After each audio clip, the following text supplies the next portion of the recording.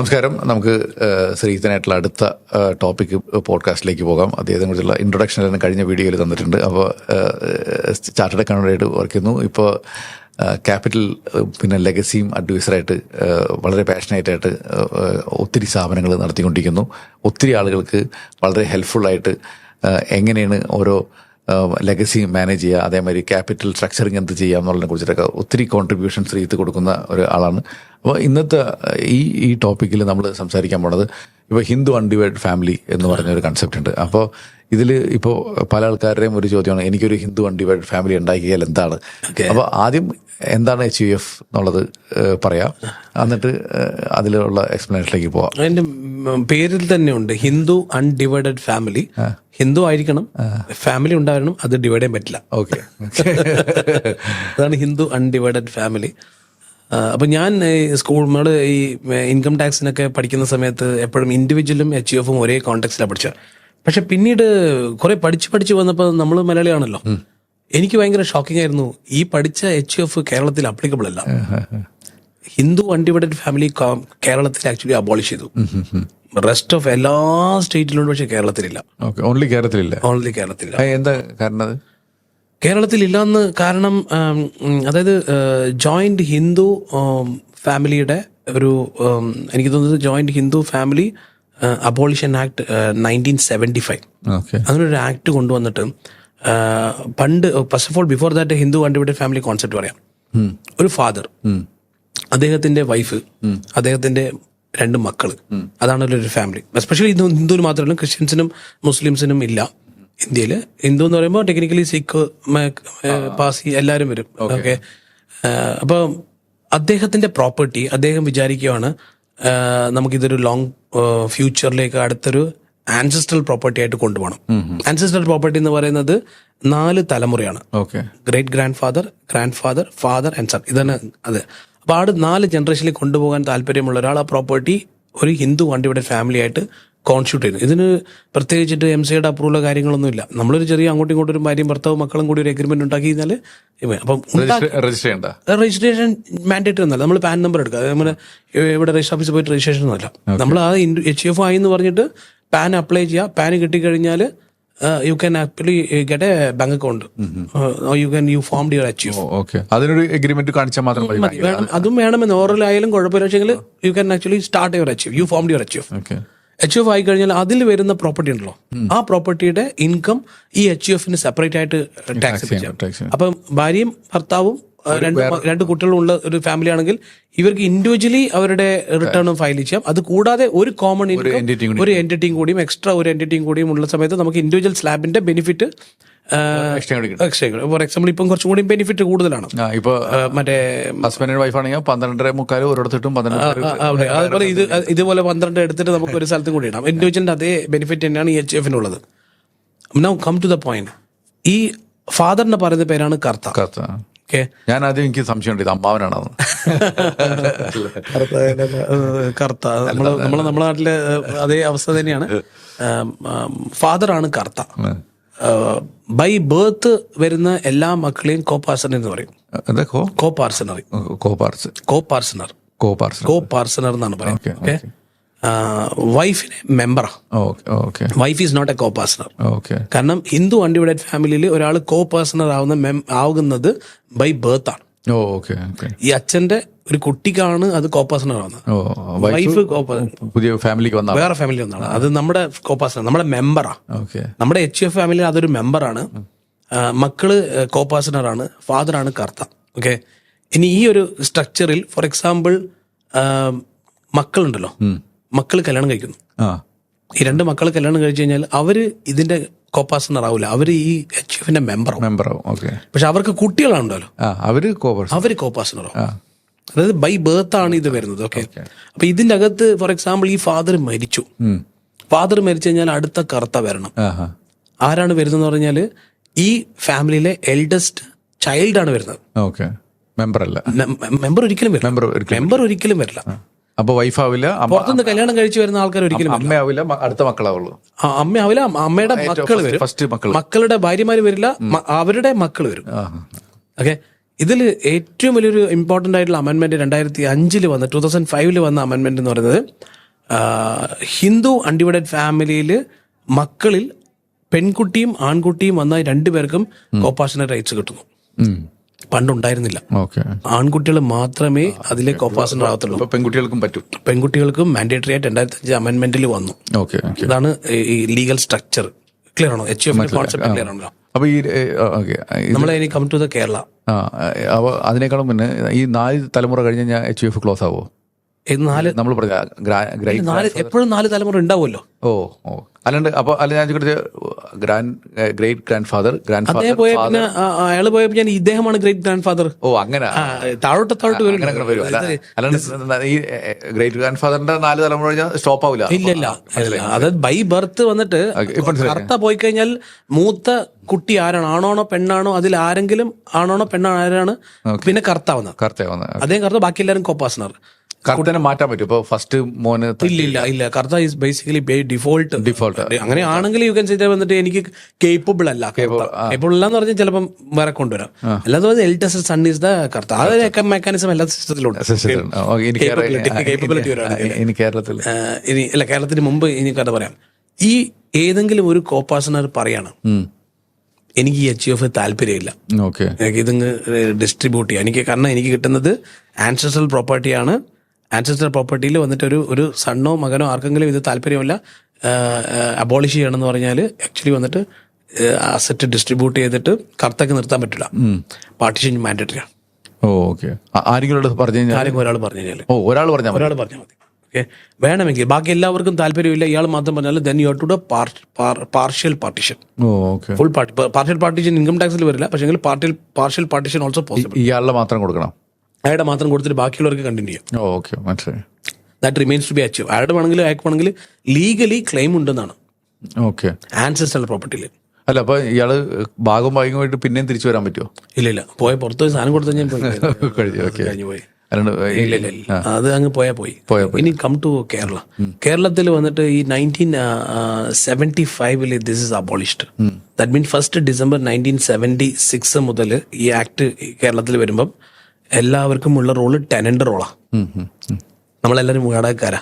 അച്ഛന്റെ സ്വത്തിൽ ആർക്കും റൈറ്റ്സ് ഇല്ല. So we don't have any legal rights to own your father's property. കാരണം അവിടെ തന്നെ ഡിസ്ട്രിബ്യൂഷൻ നടന്നു. ആ ഒരു അബോളിഷൻ ആക്ടിൽ തന്നെ ജോയിന്റ് ഫാമിലിയിൽ ഡീംഡ് പാർട്ടീഷൻ നടന്ന പോലെ ഓരോരുത്തർക്കും എല്ലാവർക്കും അവരുടെ ഷെയർ കിട്ടി ജനിച്ച ആൾക്ക്. അപ്പൊ അച്ഛന്റെ സ്വത്ത് കിട്ടിക്കഴിഞ്ഞാലും അത് അച്ഛന്റെ ആയി. നമുക്ക് അച്ഛന് ലീഗലി ഹിന്ദു സക്സഷൻ ആക്ട് പ്രകാരം അത് അച്ഛന്റെ ആയി. ഇനി അച്ഛന്റെ ആ പ്രോപ്പർട്ടിയിൽ വന്നിട്ട് നമുക്ക് ക്ലെയിം ഇല്ല. വളരെ ഇൻസിഡന്റ്ലി നമ്മൾ ഈ പോഡ്കാസ്റ്റ് ചെയ്യുന്നതിന്റെ സമയത്ത് തന്നെ കേരള ഹൈക്കോടതി ജൂലൈ 2026 ഒരു പുതിയൊരു കേസ് വന്നിട്ടുണ്ട്. Challenging this after so many years. കാരണം നമ്മുടെ 1975 അബോളിഷൻ ആക്ട് ഉണ്ടല്ലോ, that is actually conflicting with the state central act. 2005 എന്താ പറയുന്നത്, every member including female and male equal inheritance rights ഉണ്ടെന്നാണ്. അപ്പൊ ഇവിടെ ക്വസ്റ്റ്യൻ എന്ന് പറഞ്ഞാൽ ഇവിടെ ഇപ്പോഴും കേരളത്തിൽ ആൻസെസ്ട്രൽ പ്രോപ്പർട്ടി ഇല്ല. ആഫ്റ്റർ 1975 പ്രകാരം ടെക്നിക്കലി ആൻസെസ്ട്രൽ പ്രോപ്പർട്ടിയിലാണ് നമുക്ക് റൈറ്റ്സ് വരുന്നത്. ഫാദറിന്റെ പ്രോപ്പർട്ടിയിൽ ഒരിക്കലും ഇല്ല. അദ്ദേഹം സ്വന്തമായിട്ട് ഉണ്ടാക്കിയതില്ല. അദ്ദേഹത്തിനും അത് ആൻസെസ്ട്രലിൽ കിട്ടിയ സാധനമാണ്. അദ്ദേഹം മകൻ എന്ന നിലയിൽ ആൾക്ക് മുകളിൽ കിട്ടിയല്ലോ, അതാണ് ആൻസെസ്ട്രൽ പ്രോപ്പർട്ടി. മറ്റേത് അദ്ദേഹത്തിന്റെ സെൽഫ് അക്വേർഡ് പ്രോപ്പർട്ടിയാണ്. അപ്പം ഈ HUF എന്ന് പറഞ്ഞ കോൺസെപ്റ്റ് കേരളത്തിൽ ഇല്ല. ഫോർ എക്സാമ്പിൾ വന്നിട്ട് കേരളത്തിൽ ഒരാൾക്ക് ഇൻകം ടാക്സ് റിട്ടേണിൽ ഫയൽ ചെയ്തിട്ട് HUFന്റെ ബെനിഫിറ്റ് ക്ലെയിം ചെയ്യാൻ പറ്റില്ല. അപ്പോൾ ശരിക്കും ഡെഫിനറ്റ്ലി കേരളത്തിന് പുറത്ത് ജീവിക്കുന്ന മലയാളികൾക്ക് ചെയ്യാൻ പറ്റുമല്ലോ. അവര് കേരളത്തിലല്ലോ. എന്റെ ഒരു അണ്ടർസ്റ്റാൻഡിംഗിൽ ടെക്നിക്കലി ഒരു കർണാടകയിൽ ബാംഗ്ലൂർ വോട്ട് ചെയ്യുന്ന ഒരാൾ ഒരിക്കലും not belongs to Kerala. Voting by birth മലയാളിയാണ്, പക്ഷേ may be he can actually file HUF. To my understanding എനിക്ക് തോന്നുന്നത് പറ്റും. ഇപ്പൊ ചില ടൈമിൽ ചില ആൾക്കാരുടെയൊക്കെ ഞാൻ കേട്ടിട്ടുണ്ട് CAs റെക്കമെൻഡ് ചെയ്തു എന്നൊക്കെ പറഞ്ഞിട്ട്. ഈ കേരളത്തിലില്ല. എന്തായാലും കേരളത്തിലില്ല. നമുക്കത് റെലവെന്റ് ആയ ടോപ്പിക് അല്ല. പക്ഷേ ഈ ഒരു അത് that is A different question. ഇപ്പം ഞാനൊരു കഴിഞ്ഞ ദിവസം ഒരു കുട്ടി വന്നു. ഈ കോൺസെപ്റ്റ് വളരെ ഇമ്പോർട്ടന്റ് എന്ന് പറയാൻ കാരണം നമ്മുടെ ഈ കൊങ്ങിണി ഒരു കാറ്റഗറി ഉണ്ടല്ലോ, നമ്മുടെ ഗോവ, നമ്മുടെ കേരളത്തിൽ കൊച്ചിയിൽ ഇഷ്ടംപോലെ ആൾക്കാർ. കൊച്ചിയിലുണ്ട്, നമ്മുടെ ഞങ്ങളുടെ നാട്ടിലൊക്കെ ഉണ്ട്. കൊച്ചിയിൽ മട്ടാഞ്ചേരിയിലൊക്കെ ഒത്തിരി എടുക്കാറുണ്ട്. അപ്പം ആ ഒരു പെൺകുട്ടി വന്ന് എന്നോട് പറഞ്ഞൊരു കാര്യം ഞാൻ പറയാണ്, ജനങ്ങൾക്ക് ഇപ്പോഴും ഇത്രയും അവയർനെസ് ഇല്ലാതെ, അവർക്ക് സത്യം പറഞ്ഞാൽ പെൺകുട്ടികൾക്ക് ഫാദറിന്റെ പ്രോപ്പർട്ടിയിൽ റൈറ്റ്സ് ഇല്ല എന്നുള്ളത്. ഇല്ലാന്ന് വിചാരിക്കണം. കല്യാണം കഴിച്ചു കഴിഞ്ഞാൽ ഫാദറിന്റെ പ്രോപ്പർട്ടിയിൽ പെൺകുട്ടികൾക്ക് റൈറ്റ്സ് ഇല്ല. കാരണം കല്യാണം കഴിയുമ്പോൾ കന്യാദാനം പോലെ അത് ഫാമിലിയിൽ നിന്ന് ഒഴിവായി പോയി കഴിഞ്ഞാൽ പിന്നെ അവർക്ക് റൈറ്റ്സ് ഇല്ലെന്നാണ് പറയുന്നത്. ഞാൻ പറഞ്ഞ എത്രത്തോളം ആൾക്കാർക്ക് ഇതിനെക്കുറിച്ചിട്ട് അവയർനെസ് ഇല്ല എന്നുള്ളതിൻ്റെ ഒരു ബാക്ക്ഗ്രൗണ്ടാണ്. 2005 അമെൻമെന്റ്, ഹിന്ദു സക്സഷൻ ആക്ട് അമെൻമെന്റ് പ്രകാരം ഇന്ത്യയിലുള്ള എല്ലാ ഹിന്ദു ഫീമെയിൽ ഡോട്ടേഴ്സിനും ഫാദറിന്റെ പ്രോപ്പർട്ടിയിൽ ഈക്വൽ റൈറ്റ്സ് ഉണ്ട്, ലൈക്ക് എസ് ആണ്. Okay, after marriage also. ഇത് പല ആൾക്കാരുടെയും കൺഫ്യൂഷൻ ആണ്. മാരേജ് കഴിയുമ്പോൾ അവർക്ക് സ്ത്രീധനം കൊടുക്കും, അതിന്റെ പേരിൽ ഇല്ല. കസ്റ്റംസ് നമ്മുടെ ഫാമിലി നമ്മളങ്ങനെ ട്രഡീഷണലി ഫോളോ ചെയ്ത് ഇവര് ഉള്ളിൽ ഇങ്ങനെ ഫീഡ് ചെയ്തിരിക്കാൻ നിങ്ങൾക്കൊന്നുമില്ല.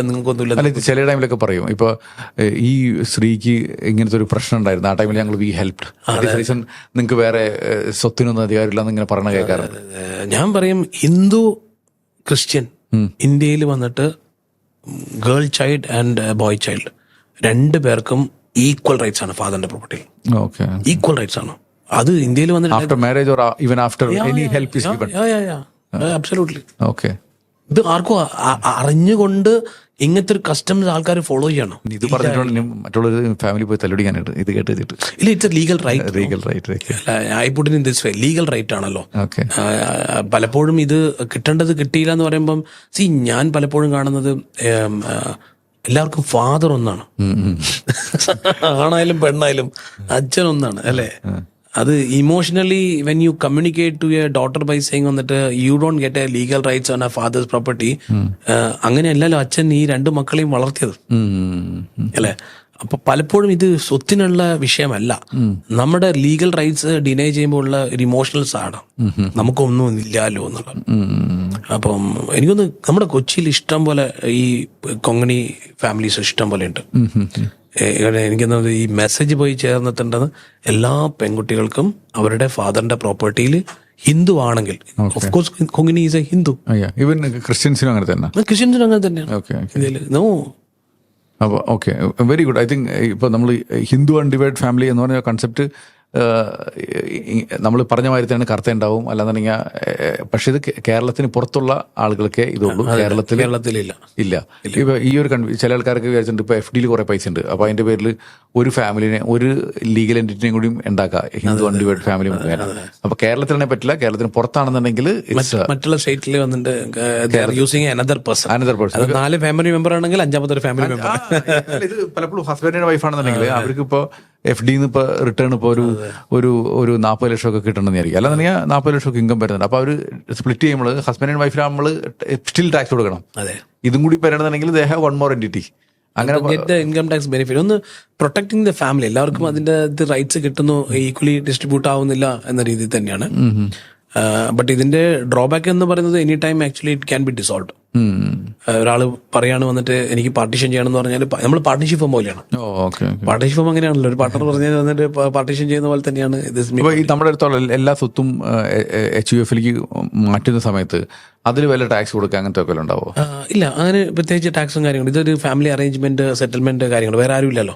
അപ്പൊ അതിൽ നിന്ന് പിന്നെ വരുന്ന ഇൻകത്തിന് ഈ HUF-ൽ ടാക്സ് വരും. അതെ, അബ്സല്യൂട്ട്ലി. അല്ലാതെ വേറെ കാരണം end of the day it is presumed like A kind of A gift പോലെയാണ്. കാരണം within Hindu undivided family, Hindu undivided ഫാമിലിയിൽ നിന്ന് നമ്മളിപ്പോ ഒരു സ്വത്ത് ഇൻഡിവിജ്വൽ കൊടുക്കണമെങ്കിൽ അത് ഇൻഡിവിജ്വലില് ഇല്ല, അപ്പോഴും ഇല്ല. പാർട്ടീഷൻ കഴിച്ചാൽ ബേസിക്കലി ടാക്സ് ഫ്രീ ആണ്. നമ്മൾ എങ്ങനെയാണോ ഫാമിലി സെറ്റിൽമെന്റ് അങ്ങോട്ടും ഇങ്ങോട്ടും ഗിഫ്റ്റ് കൊടുക്കുന്നത് അത് തന്നെയാണ്. Very good.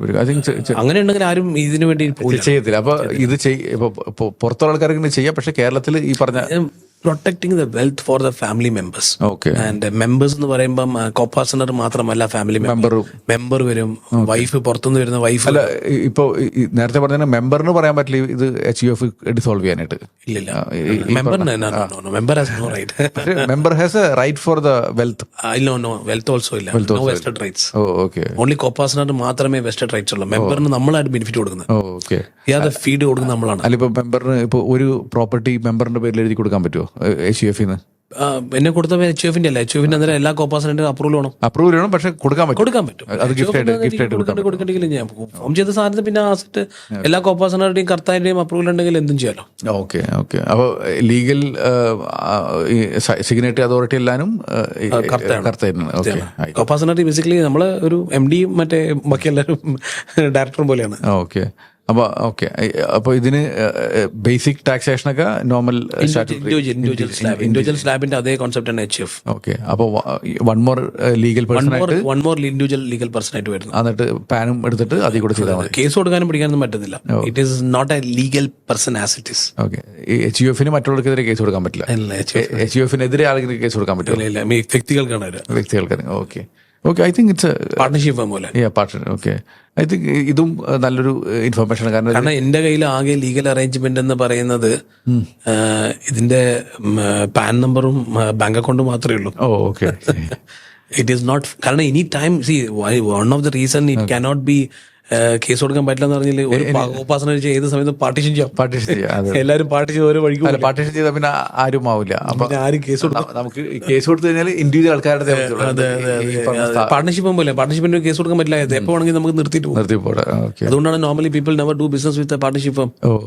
LLP യിലും പ്രൈവറ്റ് ലിമിറ്റഡ് കമ്പനി ആകണം എന്ന് പറയുന്നത് ഇത് തുടങ്ങാൻ തുടങ്ങാൻ ഇതൊക്കെ വളരെ എളുപ്പമാണ് അല്ലെ. പ്രൈവറ്റ് ലിമിറ്റഡ് കമ്പനിയും LLP തുടങ്ങാൻ വളരെ എളുപ്പമാണ്.